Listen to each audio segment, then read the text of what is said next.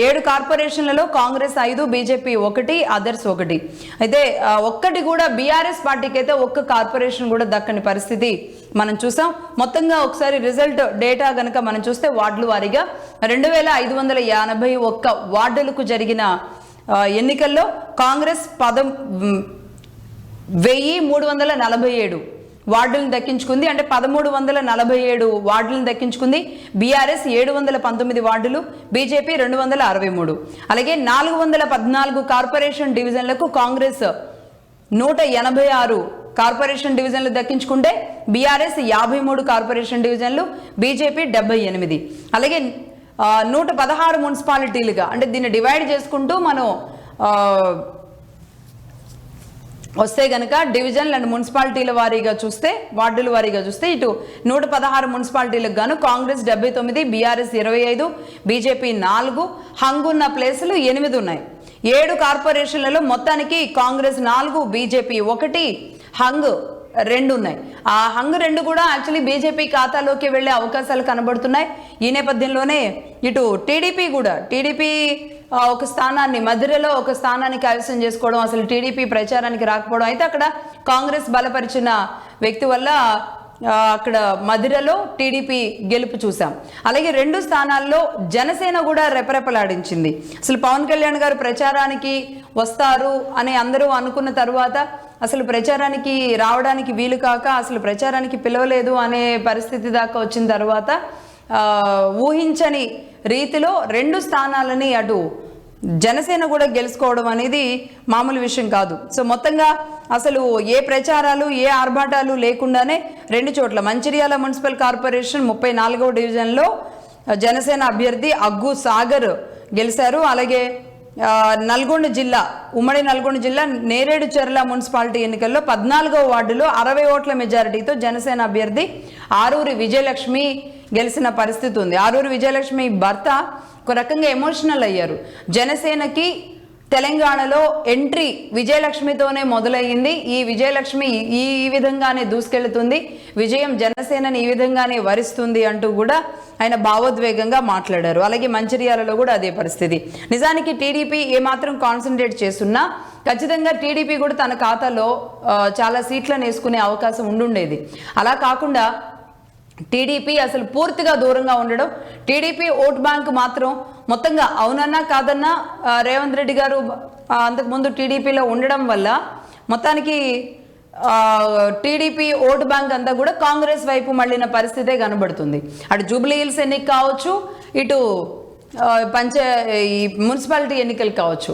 ఏదేమైనా గతంలో ఏ రాజకీయ నాయకుడికి లేని ఒక ఇమేజ్ మాత్రం రేవంత్ రెడ్డి గారికి ఉందని చెప్పాలి. రేవంత్ రెడ్డి గారి గురించి ఇక్కడ పర్టికులర్గా మాట్లాడాల్సిన అవసరం ఉంది. ఎందుకంటే ఒక రేవంత్ రెడ్డి గారి విషయంలోనే ఈ అన్ని పార్టీలు కూడా సానుకూలంగా ఉండడం ఒక ముఖ్యమంత్రి అభ్యర్థి పట్ల అంటే అంత ఈజీ కాదు.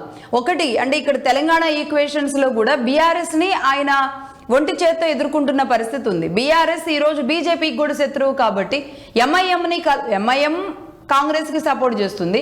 ఒక రకంగా ఇండైరెక్ట్గా బీజేపీ కూడా పూర్తి భిన్నంగా దేశమంతా ఒక ఎత్తు అయితే తెలంగాణలో ఒక ఎత్తు, బీజేపీ కూడా ఇండైరెక్ట్గా సహాయం చేస్తూనే ఉంటుంది.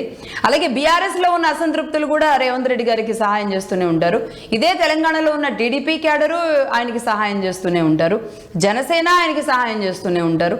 ఇట్లా తెలంగాణలో అన్ని పార్టీలని నుంచి కూడా ఒక వ్యతిరేకత లేకుండా ఆయన సింగిల్ మ్యాన్ ఎనిమీ ఎజెండాగా రేవంత్ రెడ్డి గారు వెళుతూ ఉన్న పరిస్థితి మాత్రం రాజకీయాల్లో ఒక గ్రౌండ్ నుంచి వచ్చిన వ్యక్తిగా తన ఒక క్లారిటీతో తన శత్రువుని ఎవరో నిర్దేశించుకుని తను చేస్తున్న యుద్ధంలో మొత్తానికైతే కాంగ్రెస్ పార్టీ తరపునే తానున్న అన్ని పార్టీల అండదండలు తల ఒక చెయ్యి వేస్తూ రేవంత్ రెడ్డి గారు ముందుకెళ్తున్న పరిస్థితి అయితే స్పష్టంగా కనబడుతుంది. గెలిచినప్పుడు కూడా అక్కడ చూసాం అసలు కాంగ్రెస్ జెండాలతో పాటు టీడీపీ జెండాలు ఉండడం అనేది అంటే తెలియకుండానే ఆయన పార్టీ పరంగా కాకుండా పర్సన్ టు పర్సన్ అటాచ్మెంట్గా లేదంటే అట్లా వ్యక్తిత్వ పర్సనల్ రిలేషన్గా ఆయన ముందుకెళ్తున్న విధానం మాత్రం దేశంలో ఏ రాష్ట్రంలో ఏ ముఖ్యమంత్రికి లేనంత సపోర్ట్ మాత్రం రేవంత్ రెడ్డి గారికి రావడం ఒక కొత్త విధానం. గ్రౌండ్ నుంచి వచ్చిన వ్యక్తిగా అన్ని పార్టీల్లో అంటే ఒక 2 పార్టీల్లో ఆయన పనిచేసిన అనుభవంతో ఆయన ఎవరు శత్రుత్వంగా చూడకుండా ముందుకు తీసుకెళ్తున్న పరిస్థితి. బీఆర్ఎస్లో ఉన్న అనేక మంది కూడా సరే మా తెలంగాణ వాడే గ్రౌండ్ నుంచి ఈ విధంగా వచ్చాడు అనే దాని పట్ల అందరూ కూడా అంత వ్యతిరేకత కనబరచకుండా రాజకీయాన్ని నడుపుతున్న పరిస్థితి మాత్రం ఖచ్చితంగా ఇది రేవంత్ రెడ్డి గారికి దక్కుతుంది. మరి కానీ ఏదైనా సమస్య వస్తే రేపు ఏదైనా కాంగ్రెస్ నుంచే రావాలి తప్ప రేవంత్ రెడ్డి గారికి పెద్దగా మిగతా పార్టీల నుంచి వస్తుంది అని అయితే ఊహించలేం. ఇది రియల్ ఫ్యాక్ట్స్, ఇవన్నీ కూడా రియల్ ఫ్యాక్ట్స్, తెలంగాణలో జరుగుతున్న పొలిటికల్ రియల్ ఫ్యాక్ట్స్ ఇవి.